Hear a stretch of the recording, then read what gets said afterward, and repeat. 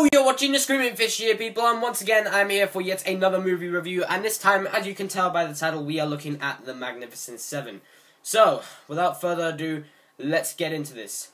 Looking to mine for gold, greedy industrialist Bartholomew, I hope I'm pronouncing that right, I apologize, Bartholomew Bogue seizes control of an old western town of Rose Creek. With their lives in jeopardy, Emma Cullen and other desperate residents turn to bounty hunter Sam Chisholm, played by Denzel Washington, for help.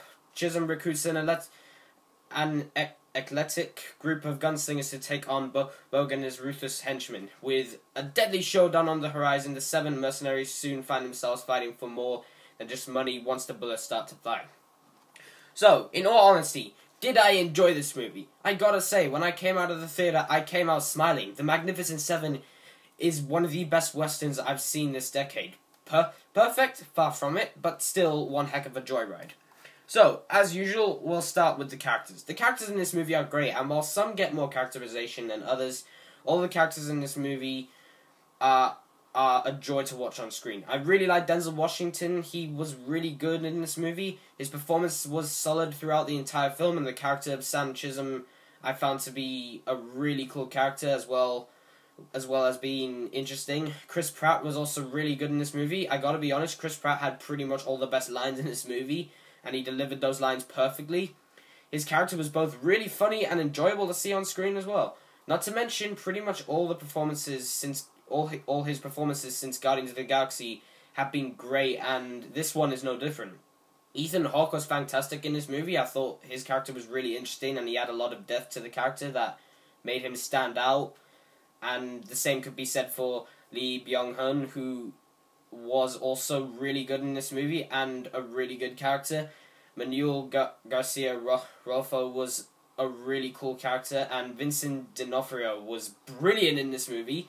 Some people may complain that he was too over the top in his performance. However, I flippin' loved him in this movie. Vincent D'Onofrio is the king of over the top performances. He's one of those actors that knows how to make a really over the top performance into a really good performance, and his performance in The Magnificent Seven is a perfect example of this, in my opinion at least. Haley Bennett is fantastic in this movie. I really found her character and motivations very interesting, and like pretty much everyone else in this movie, she gave a great performance. I also really appreciate the fact that we could tell the characters apart. They all had their own unique abilities, personalities, and backstories, which again I like. I also like that this movie gave its characters time to shine and really show what they're made of, and these scenes made for some really cool moments, and I think each and every one of the characters is introduced in a really cool and unique ways.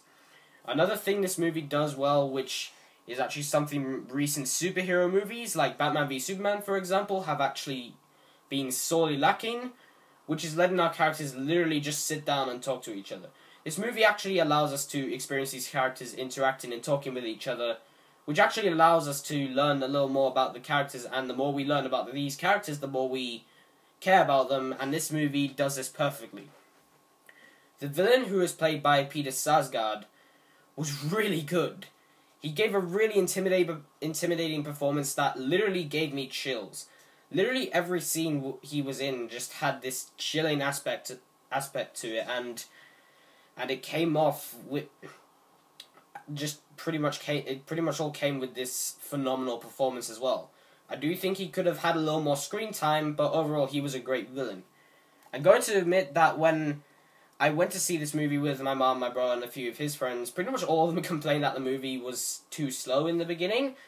I thought differently, though. I thought the film paced itself very well, because the film's slow pace at the beginning, I feel, allowed us to properly get introduced to these characters and get to know them, which I have already said is something the film does really well, which is why this film's slow pace works to its advantage.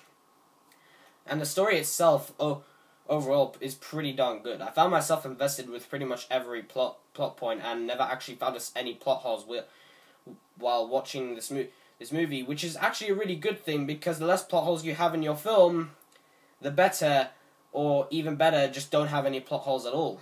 This movie has a lot of elements that you would see in, say, a 60s or 70s western, and I've heard some critics already call this unoriginal. And yeah, it ain't original, but the film handles it in a way I think that makes up for that.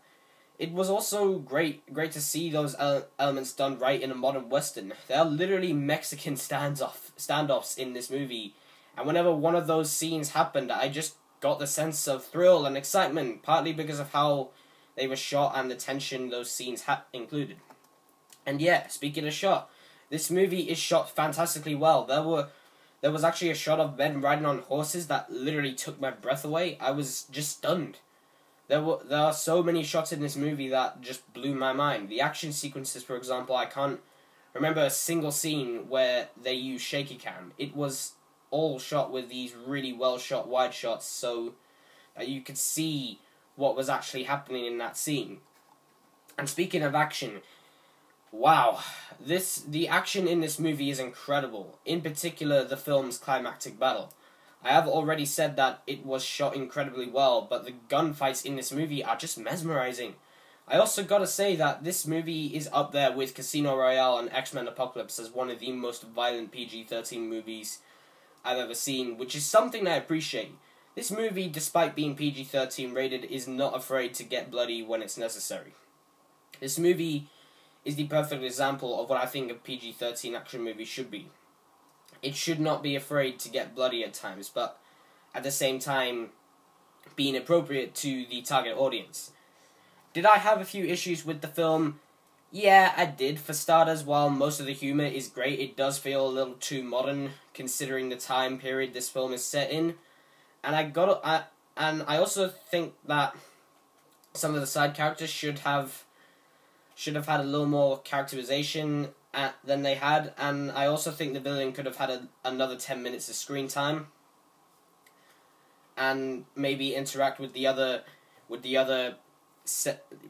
members of the Magnificent Seven outside of Denzel Washington's character. But aside from that, though, I really enjoyed this movie. This is a PG-13 movie that is not afraid to get bloody when it has to. Magnificent Seven is a really fun time and a great movie. So, guys, thank you for watching my review of The Magnificent Seven. I do hope you enjoyed it, and I will indeed see you in the next one. Please don't forget to like, subscribe, follow me on Facebook and Instagram, and I will indeed see you in the next one. Goodbye, guys.